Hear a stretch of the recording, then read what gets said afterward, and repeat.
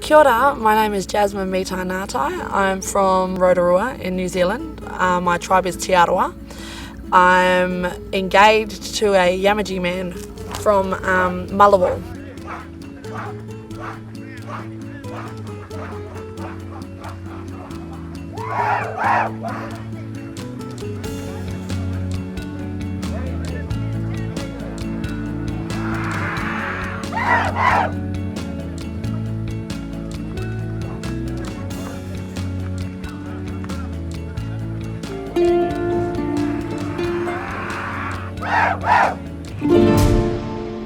All I knew about law time was to bring food, a place to sleep, and ourselves. That's pretty much all I got told. We left from Northampton, which is where we currently live. It was just me and my partner and my baby. She's 1.5. And when we got up to Port Hedland, that 3 days was supposed to be an unwinder for us and just like relax, chill time, but it was so hectic. It was like running around getting everything together. We got together 5 cars and 4 trailers. There was all sorts of talks about scary things that happen on law grounds, and I was very nervous. But as soon as I came in here, I felt just a welcoming, like overwhelming welcoming from the people on this ground. It was beautiful.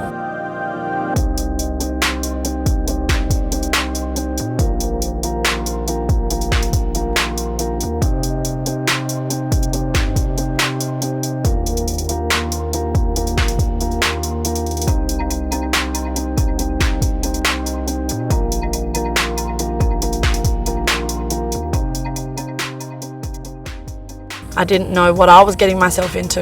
The heat was the main thing that I had to get myself used to. So his sister said for the first 4 days, we had to sit out in the heat just to get our bodies used to it, and so we wouldn't get sick. So the heat was a major factor that you have to realise that is the thing that's going to bring you down. You need water, like so much water. You need to drink water. So the boys, they went and found big lugs of timber. We had to find wire. We had cable ties. We had spinifex. And just built a basic hut just for shade, pretty much. And he was just fixing the roof for us when he got a nod to say, right, you got to sit down. So us women went to one side and he sat down underneath the bough shed. I got given an opportunity to go over and talk to him and say my see yous to him. He was sitting with his head down, and all I felt was just sadness come over me. Like it's a happy thing that they're going through. Like, it's not a happy thing, but it's a great thing for them to want to be at their cultural roots. But for me, my partner getting taken away for this 6-week period, I was just full of sadness, and I just cried, and he cried, and we just felt each other, and that was it from there. I just knew, right, now he's gone, I've got to look after him now. And that's when they came around and took him. He walked along with them, and that was it from there. I never seen him until the opening ceremony.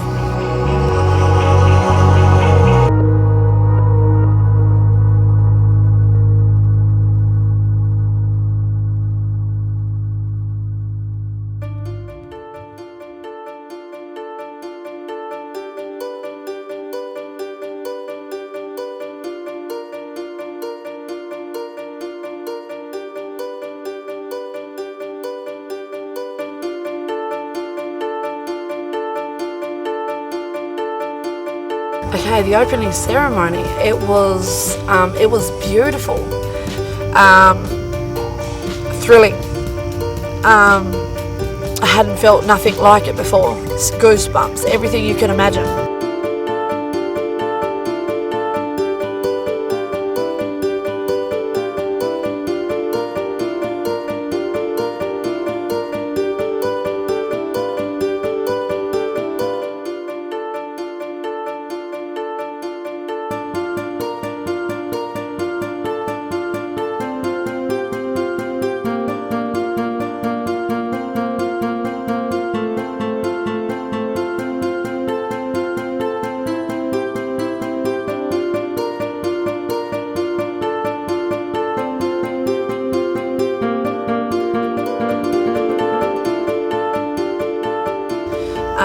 when they present themselves the way they do, where they huddle the men in the middle and they're surrounded by their group that they're allocated to, and then they just come in with their dances, and it's just beautiful. Like, yeah, I just cried again.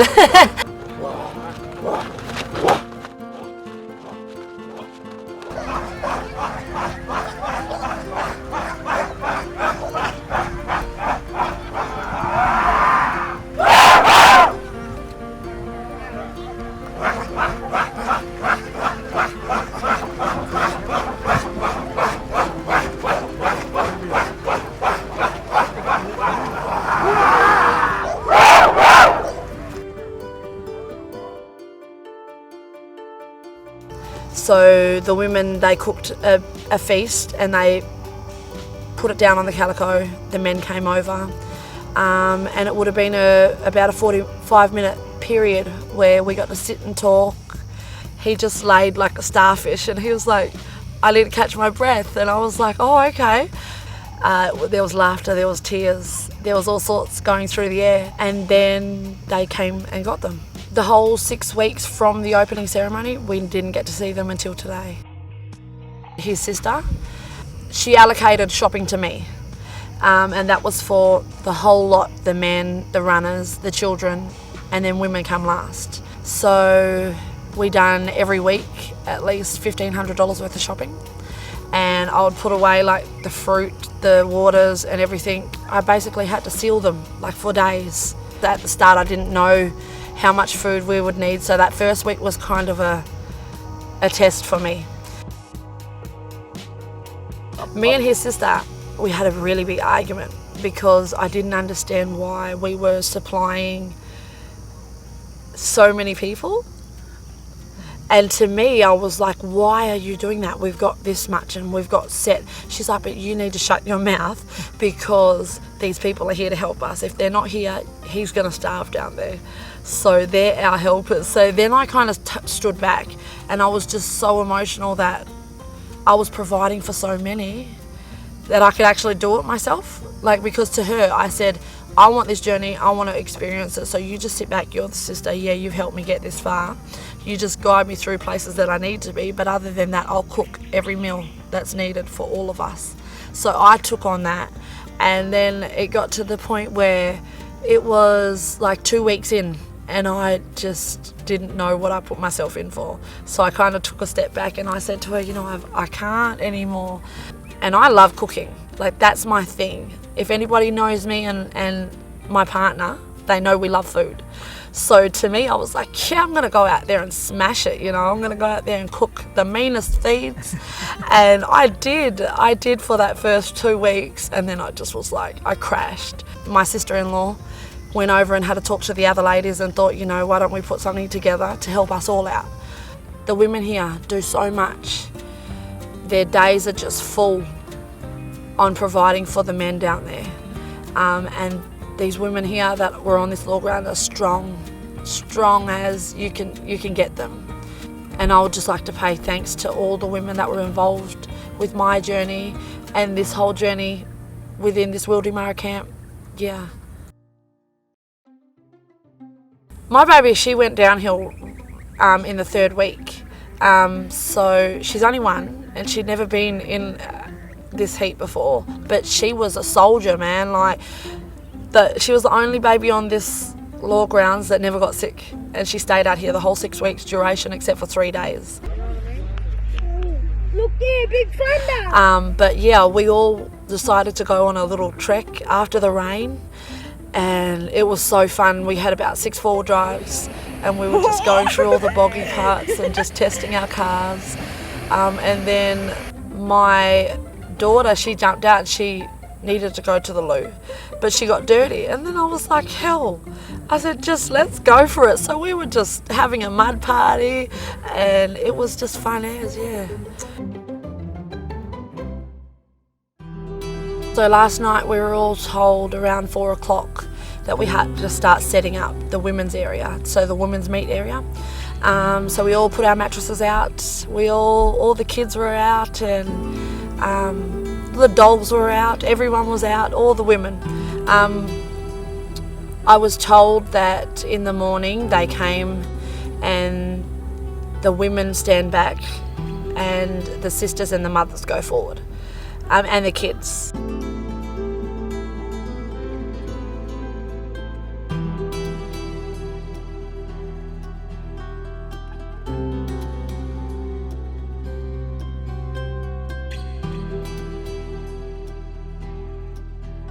So I stood back and watched that all happen, the smoking ceremony. It was beautiful. I had a little bit of like, in me, like, oh, why am I not up here? But all in all, we all got to see the men at the end of the day, and that's all that we wanted, was for them to come home safe and happy. And that did happen, yeah.